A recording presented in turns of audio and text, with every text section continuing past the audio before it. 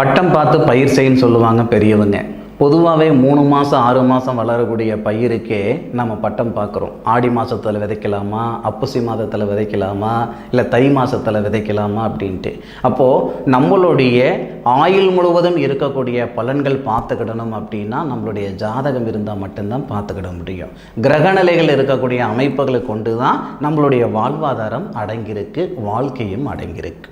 இந்த பதிவில் நம்ம பார்க்கக்கூடியது துளாராசி நண்பர்களுக்கு சனி பகவான் வக்ரம் அடைஞ்ச காலகட்டத்தில் துளாராசி நண்பர்களுக்கு இந்த பிரபஞ்சம் எந்த மாதிரியான ஒரு மாற்றங்களை தரப்போகுதுன்றது பற்றி தானுங்க முழுமையாக இந்த பதிவில் நம்ம பார்க்க போகிறோம். அதுக்கு முன்னாடி நேரகாலங்கள் மட்டும் சாதகமாக இருந்தால் போதாதுங்க.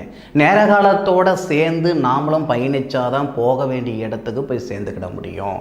ஒரு மைதானத்தில் 10 பிள்ளைங்க ஓடுறாங்க, ஓட்டப்பந்தயத்தில் ஓடுறாங்க அப்படின்னா அந்த 10 பிள்ளைங்களும் முன்னுக்கு வரதில்லை. அந்த 10 பிள்ளைகளை ஒரே ஒரு பிள்ளை மட்டும்தான் முன்னுக்கு வருது. அப்போது நேர காலங்களும் சாதகமாக இருக்கணும், நம்மளுடைய உழைப்பும் அந்த நேரத்தில் கொடுக்கணுங்க. அப்போ ரெண்டும் சரியான ஒரு நேரத்தில் இருந்தால் தான் நமக்கு வெற்றி அப்படின்ற ஒரு விஷயம் வந்து சேரும். அந்த மாதிரி துளாராசி நண்பர்களுக்கு 4வது பாவகத்துக்கு அதிபதி 5வது பாவகத்துக்கு அதிபதின்னு சொல்லக்கூடியவர் தான் சனி பகவான். சுபஸ்தானாதிபதி அவரே, புத்திரஸ்தானாதிபதியும் சனி பகவானே.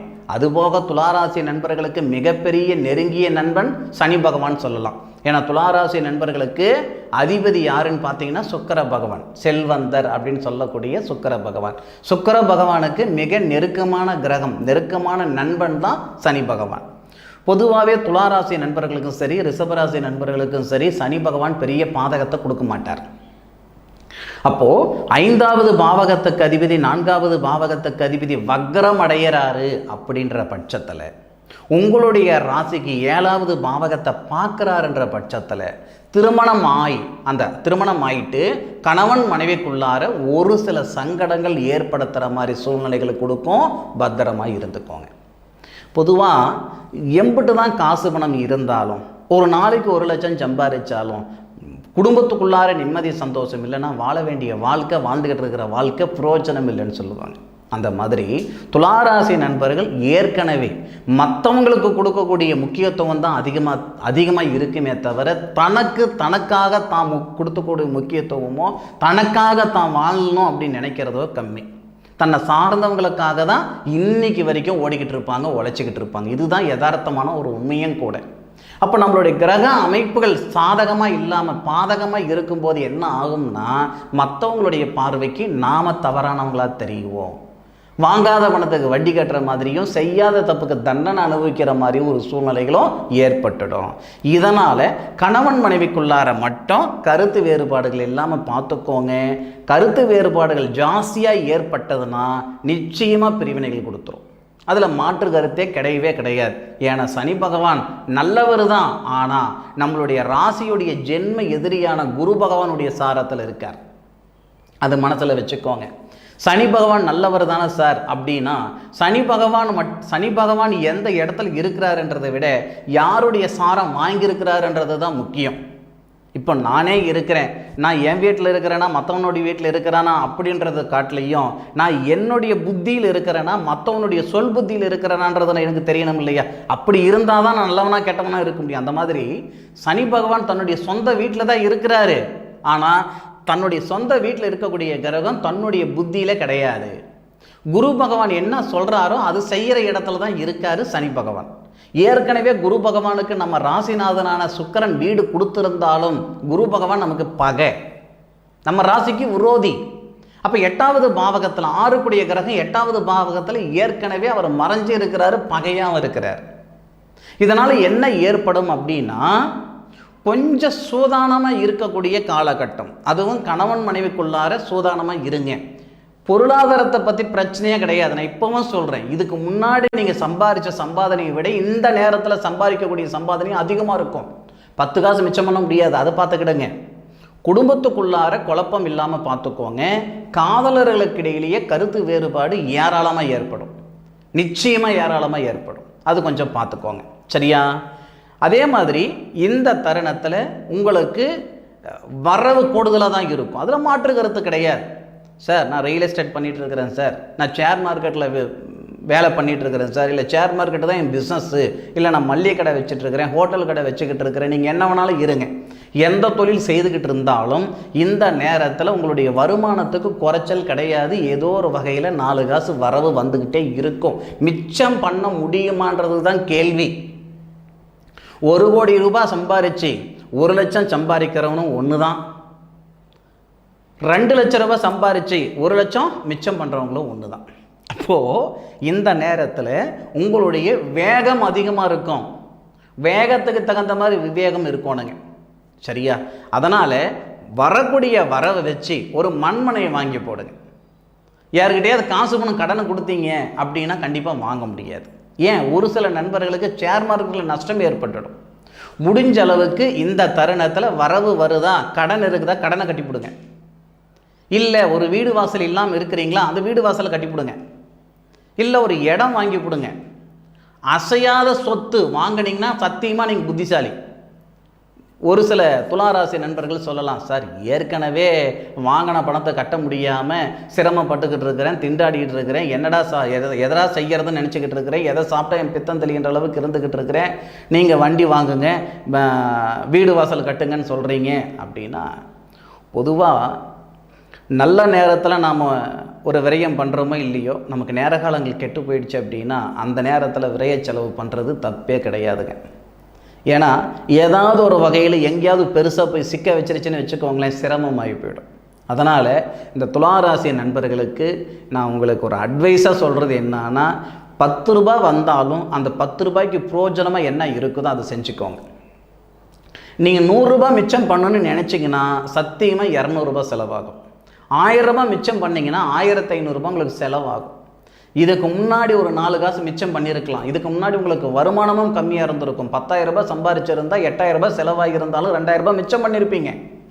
ஆனால் இந்த நேரத்தில் இந்த சனி பகவான் வக்ரம் அடைஞ்சதுக்கு அப்புறம் கிட்டத்தட்ட இப்போ கூட உங்களுக்கு பெரிய மாற்றம் வராதுங்க. ஆடி பிறக்கணும். இது நம்ம ஆணி மாதத்தில் தானே இருக்கும். ஆடி பிறக்கணும். இன்னும் ஒரு 10-12 நாள் போகட்டுமே. இந்த 10-12 நாள் கழித்து பாருங்களேன் உங்களுடைய மாற்றங்கள் எப்படி இருக்குதுன்ட்டு. வரவு அதிகமாக இருக்கும். 10,000 ரூபாய் சம்பாதிச்ச இடத்துல 40,000 ரூபாய் சம்பாதிப்பீங்க.